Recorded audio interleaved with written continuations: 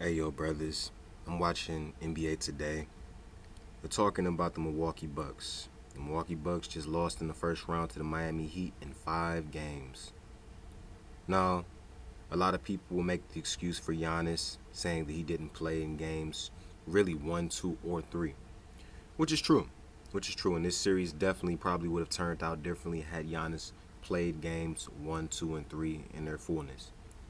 But something we have to understand is anybody that watched Game 4 and Game 5, you'll know that Giannis had great games in both of those games. He had help in both of those games.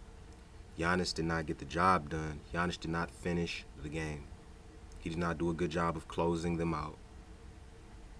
And as simple as that, Giannis did not do a good job closing, and that's where Giannis is going to get criticized, and that's where Giannis is going to take a hit. But I'm going to tap into this. What do you think this all means for Milwaukee? Well, they were facing a very difficult situation this summer, even if they had won the title, because they have, as Zach mentioned, they have guys in their 30s who need to get paid, and they have Giannis who's in his 20s who has a contract extension situation. I think it is unlikely that Giannis extends his contract this summer. He does have 2 years left, but with everything that's going on with the team. Something we have to understand is Jrue Holiday and Brook Lopez are headed towards retirement. Jrue Holiday may have a year or two left. Brook Lopez may have a year or two left. Brook Lopez played relatively well in this playoff series. Jrue Holiday played relatively well. He had a difficult time defending Jimmy Butler. He did. But at the end of the day, I mean, no one's really going to stop Jimmy Butler when he's hot. They probably should have did a better job of doubling him. But, the series is over now. But, yes, the Milwaukee Bucks are going to have some issues moving forward, especially when it comes to keeping Giannis on this team, because Jrue Holiday and Brook Lopez are key integral pieces and parts of their team and why they're successful. And if you lose those two pieces due to retirement, injury, age, and attrition, whatever it may be, it can easily lead to Giannis saying, you know what, I may have to consider other options. And considering that there is new ownership, that makes it very difficult. And the Bucks are headed into the repeater tax. This is what happens to teams that are contenders year over year, and they spend. So everything on this team is about to get more expensive. Plus, we have new rules coming in that is going to limit the way they can improve this roster going forward. They are a late. Yes, the new NBA CBA agreement. I need to make a video about that all in itself. But there are some new restrictions in the NBA CBA agreement trying to prevent, super teams like the Golden State Warriors a few years ago and things of that nature. I think the NBA is trying to encourage teams to build more organically, which is really the best way to do it. When you look at guys like a Jalen Brunson and things of that nature, this dude was drafted late in the first round or early in the second round, and he's dominating in the playoffs. What I'm basically saying is it's about scouting. Really, it's about lucking up in a draft, because even the Dallas Mavericks didn't know what they had in Jalen Brunson. But at the end of the day, you have to do a better job of scouting and evaluating talent. Having the number 1 overall pick does not always guarantee you getting the best pick. Having a top 5 pick does not guarantee you getting a top 5 pick necessarily. It's plenty of people or teams that have had the top 5 pick, had a top 5 or top 10 pick in the draft, and the best player in the draft ends up being the 13th, 14th, or 15th overall player picked in the draft. So that's what we have to understand. Devin Booker was not drafted in the top 10. Donovan Mitchell wasn't drafted in the top 10. Jalen Brunson wasn't drafted in the top 10. Stephen Curry wasn't drafted in the top 5. So understand these things. Johnny Flynn and Ricky Rubio were drafted ahead of Stephen Curry. I believe Hasheem Thabeet as well. I believe he was also drafted ahead of Stephen Curry. I think the Memphis Grizzlies drafted him. And that's another issue I have. A few years ago, Bill Belichick said that, I don't know if he was truthful when he said this or not, but he doesn't believe in drafting based on position and need. He believes in drafting the best player. And I think that's what the mindset should be when you're drafting a player. You should draft the best player and not draft based on need. When you draft the best player, it's about accumulating assets. Now, obviously, in the NFL, if you need a quarterback, you have to go out there and get a quarterback if there's a great quarterback out there. Because at the end of the day, if you want to win in the NFL, you have to have a quarterback. But outside of that, you need to draft based on who is the best player. You accumulate assets. Stage contender with a superstar in his 20s. Right. And Malika, There are teams in this league watching very closely to see what happens with the Bucks this summer, notwithstanding a decision potentially on Mike Budenholzer. Right, because all in all, Milwaukee fell short. That's just what it is at the end of the day. Yes, and Mike Budenholzer, I'd be surprised if he kept his job going into next season. I think the Milwaukee Bucks are going to move on from him. I think some other coaches are going to be moving on as well. I think the Cavaliers are going to also move JB Bickerstaff. I think there's going to be some changes in this offseason. This is going to be a very interesting offseason when it comes to hirings and firings. The whole Ime Udoka signing with the Houston Rockets has thrown a monkey wrench into the equation, because I could have seen Ime Udoka signing with several teams. I could have, but he signed it with the Houston Rockets. It's short of what we all sort of expected from what we've seen from the Bucks all year long. But Giannis gave a really insightful answer when the Athletics how he's judging this team's success. Take a listen. My reaction is that, are we serious right now? Is Giannis serious right now? This was a complete failure by the Milwaukee Bucks. I have to agree with Kendrick Perkins, but I also agree with Giannis as well. If any of you brothers have seen the clip where Giannis was talking about how this season wasn't a failure, each year is a stepping stone in the NBA, and that's very true. It is a stepping stone, and it's an opportunity for you to get better each season. That's life. But in general, this is a failure because there isn't much of a stepping stone here. Giannis, you really just you played great. You played great. You had a triple-double in Game 4. You had a over 30-point performance in Game 5. Chris Middleton dominated. He balled out in Game 5. You had help. It wasn't like your teammates didn't step up. It's not like you didn't step up. At the end of the day, you were 10 for 23 from the free throw line, and you didn't do a good job of closing the game. One of the things that people commended you for a few years ago when you beat the Phoenix Suns in what was it, Game 6 in Milwaukee, was that you dropped 50 points, you were knocking down the majority of your free throws, and you closed them out. I didn't see that here. You had an opportunity to close 2 games, and you could have easily been up 3-1 in this series. Up 3-2 in this series, shall I say. Could have easily been up. You could have easily had 3 games in this series, man. But didn't get the job done. You were the #1 seed, the best team in the league, the favorites to win it all, and you lost to the 8 seed who got in through the play-in tournament, who's missing their 3rd best player in Tyler Hero. Also, Victor. The Milwaukee Bucks and the Miami Heat series, man, it showed us a lot, man. But one, we got to give credit to Miami Heat, and really we have to give credit to Jimmy Butler. Jimmy Butler is one of the all-time greatest playoff performers. A lot of people say, what would Michael Jordan look like if he played in today's NBA? He would look like a super charged up Jimmy Butler. Super duper charged up. I'm not saying he would look exactly like Jimmy Butler, but he would be a super duper charged up, more athletic, more explosive, more skill oriented, more proficient, more consistent version of a Jimmy Butler. That's what I would see. Jimmy Butler is doing a lot with very little talent and very little help. He has talent on that team. He has Bam Adebayo, who was an all-star. I believe he was an all-NBA player as well. But I know he was an all-star. Tyler Hero, good player, but he's hurt. They really don't have you don't look at them on paper and say this team is going to win a championship. But Jimmy Butler really can will them to a championship if he's consistent. The only knock against Jimmy Butler throughout his career has been his consistency. Because he shows spurts of GOAT potential. Like, he really does. Like, the way he's looked in this series, especially over the last couple of games, this is GOAT stuff. This is top 10 player all time type stuff. It really is. The problem with Jimmy Butler is he's not consistent. He'll have games where he just doesn't show up and he just completely disappears, or he'll have games where he's just pedestrian. You know, he'll have a 45-point game or a 50-point game, and then the next game he'll drop 20 points on 7 of 17 shooting or 7 of 20 shooting. You can't do that if you're going to win a championship. You can't.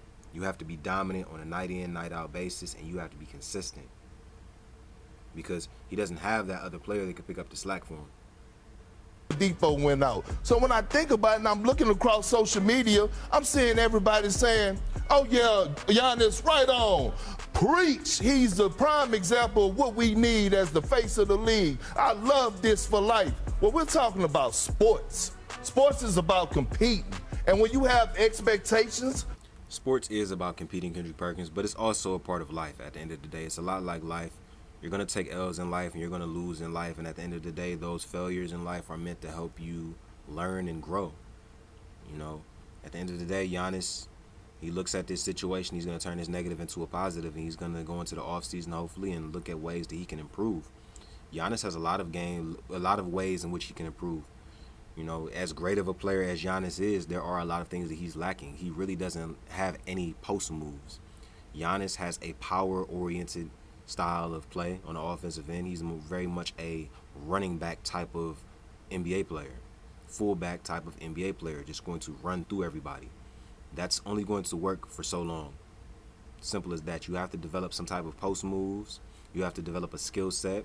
You have to develop a jump hook, maybe a hook shot. You have to develop a post fadeaway. You have to develop these things. You do. If you're going to be the greatest player of all time and going to be the best player that you can be, you have to develop some nuance to your offense and how you can attack a defense. Your game becomes very predictable when you know you're going against Giannis. You kind of know what the game plan is against Giannis. And I think that Giannis in Game 4 was a little bit too passive. He had a triple-double. I think he had 10 or 11 assists. I think he had 10 assists in Game 4. He was very dominant, but at the end of the day, he was too passive. I think he was too passive down the stretch. I think that he should have taken over the game, and he should have ended that game with maybe 40 points, not 28 points. He should have scored more. Should have looked to score more and find a shot more. But I think a lot of that goes back to, once again, him having a skill set that he can rely on and not just barreling and running through the defender. So, yeah, Giannis does have a lot that he needs to work on, but I don't think that this series is going to show him what he really needs to work on. I think that he's going to have to go up, but he would have to go up against a Joel Embiid or Jokic or something like that really would school him on the offensive side of the ball and show him where he's really lacking. I don't think this series is the series that he needs to elevate him to that next level. Sometimes guys need to go through certain playoff experiences. Like Jordan, he had to go through the Bulls so that he can become a better player. Giannis may have to go through, maybe a Joel Embiid or a Jokic to become a better player. But the Miami Heat have had his number. They've had his number in the bubble as well. And I really don't think that it was Giannis' fault that they lost in that bubble. I just think that they didn't have the personnel to really compete. They didn't have Drew Holiday. Swapping out Drew Holiday and Eric Bledsoe was the best thing that the Milwaukee Bucks ever did. Eric Bledsoe is not an NBA player. Eric Bledsoe was not an NBA player around that time period. He definitely wasn't a starter on a team. He was really a third level guard coming off of a team that could provide you with some physicality and be a veteran presence in the locker room. But he should not have been a starting point guard on a playoff team like the Milwaukee Bucks that had championship aspirations. Them adding Drew Holiday to their team took them to a whole nother level. And as you see, Drew Holiday made an all-star team this year. Eric Bledsoe never did that before. Just keep that in mind. But yes, you have to go through playoff experiences so that you can learn and grow. But in general, Giannis, you didn't get the job done, man. You got to get better, man. You got to look at how can you close games out better. and you don't come close to reaching those expectations, you fail. And there's no other way around it. If it was any other player, and LeBron James, Kevin Durant, Steph Curry, they had the #1 seed with the best. I will give you that. I'm going to give you that, definitely. If this was LeBron James, if this was Kevin Durant, we would have criticized him far more. At the end of the day, most people have high expectations of Giannis, but they don't have super high expectations when it comes to Giannis yet, because that championship that he won a couple years ago, a lot of people look at that championship as having an asterisk next to it a little bit. Kawhi Leonard was hurt. Stephen Curry, he didn't have all his troops. Keep that in mind. Kyrie Irving went down. There's a lot of things that went into that. I'm still going to give him credit for the championship, but in general, that was an odd year. It was around the time period of the whole pandemic situation. So we have to keep those things in mind. And really, winning one championship, and when it comes to overall history and narrative, that really doesn't mean anything. You have to go back to back, and you really have to three-peat if you really want to pop up and make a huge dent on the radar and make people say, wow, this is really a great player. There's quite a few guys that have won just one championship, and we oftentimes forget about them. What made Hakeem Olajuwon so special and so great is that he was at least able to go back-to-back in the 90s. Had Hakeem Olajuwon just won one championship, we would still look at him as a great player, but we wouldn't look at him the way we look now.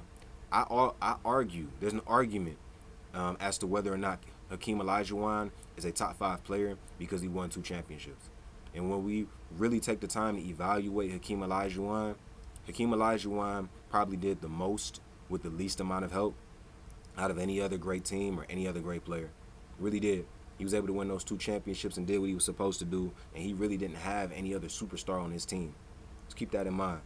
So if Giannis wants to be in that realm, that top 10 realm with the Hakeems and stuff of that in the world, he has to go back-to-back and show us multiple years of dominance. And honestly, I don't think that Giannis has the personnel to do that. I don't think that the league is going to allow Giannis to do that. And the reason why I say that is because the league is only getting more talented every day. They're catching up to what he can do. And this is the most talented the NBA has ever been. You know, I don't think the style of play is the most appealing that it's ever been, but it's the most talented that it's ever been. So I don't really see Giannis making it to the finals that many more times in his career if he's a part of the Milwaukee Bucks, because once again, the Milwaukee Bucks, their personnel is starting to age. Drew Holiday is aging, Brook Lopez is aging. They're going to have to figure something out. And honestly, we're going to start hearing rumors and speculations about Giannis potentially leaving over the next couple of years. Team and got upset about the 8 seed, we would be having a different conversation no matter what he said at the podium. So I look at Giannis. Part of the reason why people aren't tearing him to shreds is because he did miss the majority of game 1, and he also missed game 2 and 3. So that's part of the reason why people aren't tearing him to shreds. And I'm not going to tear Giannis to shreds too much, but what I will say is in game 4 and 5, he did not do a good job of closing those games out. A lot of people want to blame it on coaching, which is very much true. Eric Spoelstra out-coached Mike Budenholzer very much. But at the end of the day, Giannis has to close those games out. You have a double-digit lead going into the latter part of the fourth quarter. You have to close out games. And, he's the good guy. But was he the good guy when he was making a joke about KD, saying about leading the team and he'll show him? And I know it was comedy, but sometimes the truth lies inside of jokes. So at the end of the day, I'm not buying that, and nobody else should be buying that, and we shouldn't be, way to go, Giannis, on that speech. I'm not rolling. We're going to get back to this a little bit later. Well, that's the end of that, brothers. At the end of the day, I do agree with what Giannis said to an extent. You know, you have to take these failures in life and you have to turn them into a positive, and you have to grow from them, and you have to learn from them. You can't allow them to just get you down. But at the end of the day, you know, Giannis, you didn't show up the way you were supposed to. You didn't close out the game. I know you put up great numbers, and that's the problem with numbers. They're great. Numbers are great, but this shows that we need to trust the eye test far more. We need to watch the game. We do. Because if you just look at the numbers, you'll say, well, Giannis did his part. But if you actually watch the game, you'll see that in the fourth quarter, the latter part of the fourth quarter, he didn't do his part. In game 5, he didn't put his feet, he didn't score enough free throws. He had 23 free throw attempts, and he made 10 of them. You got to do better than that, Giannis. You can't shoot under 45% from the free throw line and think that you're going to win the game like that, man. That's points that you left on the table. You have to at least be shooting 70%. There's a lot of people that say, oh, shooting 70% from the line is efficient. Not really. Not really. That's not really efficient. That's not really shooting efficient from the free throw line. 80, 85%, that's efficient from the free throw line. If you're shooting under 80% from the free throw line, you're not a good free throw shooter. You're not. But I'm going to sign out of this, brothers. Get the point. In the